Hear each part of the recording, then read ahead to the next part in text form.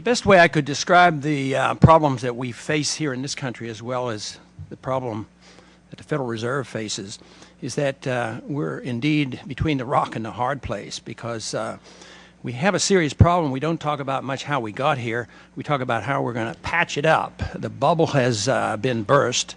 We saw what happened after the NASDAQ bubble burst. We don't ask how it was created, and then we have a housing bubble, and it's deflating and then it's spreading. And yet nobody says, where does it come from? And what is the advice that you generally get? And that is, inflate the currency. They don't say inflate the currency. They don't say debase the currency. They don't say devalue the currency. They don't say cheat the people who are saved. They say lower the interest rates. But they never ask you, and I don't hear you say too often, the only way I can lower interest rates is I have to create more money. I have to lower the discount rate. I have to make it generous. I have to increase reserves. I have to lower the interest rates and fix the interest rates, overnight rates. And the only way you can do this is by increasing the money supply. And I see this as the problem that we don't want to talk about. Currently, of course, we can't follow the money supply with M3, but we can follow one of your statistics, which is the MZM, the ready cash available, and we see that inflation is alive and well. It's that money supply figure is going up about 20% annualized, and this just means that the dollar gets weaker. And everybody said, well, the dollar that's great. Dollar weaker, we're going to have exports. And that is a fallacy, maybe for a month or two, but it just invites inflation. And unless we get down to the bottom of it and define what inflation is, and not look at only prices, this was taught by the free market economists all through the 20th century. They said, beware. They will increase the money supply, but they will make you concentrate on prices. And they will give you CPIs and PPIs, and they'll fudge those figures, and they'll talk about wage and price controls to solve our problems.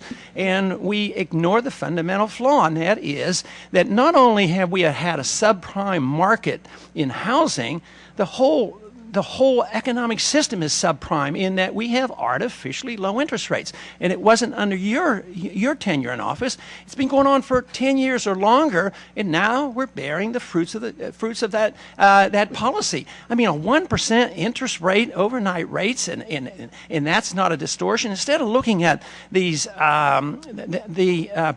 consumer prices, which nobody in this country really believes, we need to talk about the distortion, the malinvestment, the misdirection, the bad information that is gotten from artificially low interest rates. In many ways, some people refer to you as a price fixer, because you fix interest rates. The market is powerful and usually overwhelms and does come into play, but when the Fed fixes an interest rate at 1%, that is price fixing. At the end of your testimony, you suggested that we should address this housing crisis and we should have rules that would address deceptive lending practices. And I just think that is not the answer at all. The real deception is when we distort the value of money. When we create money out of thin air, we have no savings, yet there's so-called capital, there's money available, but it comes from what you have to do and the pressure is put on you. So I think we have to get back to the very fundamentals of where this problem comes from. And the bubbles occur when we have this malinvestment and the creation of new money. So my question boils down to this: how in the world can we expect to solve the problems of inflation, that is, the increase in the supply of money, with more inflation? Well, Congressman, first just a small technical point on the growth in money. Money growth has been pretty moderate over the last few years. The increase in MZM is probably related to the financial turmoil. People have been taking their savings out of risky assets, putting them into the bank, and that makes the money data show faster growth. So I'm not sure that's indicative of policy necessarily. What we're trying to do is follow the mandate that Congress gave us, and the mandate that Congress gave us is to look at employment and inflation as measured by domestic price growth. And as I talked about today, and I think you would agree that we do see risks to inflation, and we are taking those into account, and we want to make sure that prices remain as stable as possible in the United States. But how can you do this and pursue this the policy you have without further weakening the dollar. There's a dollar crisis out there, and people's money is being stolen. People who have saved, they're being robbed.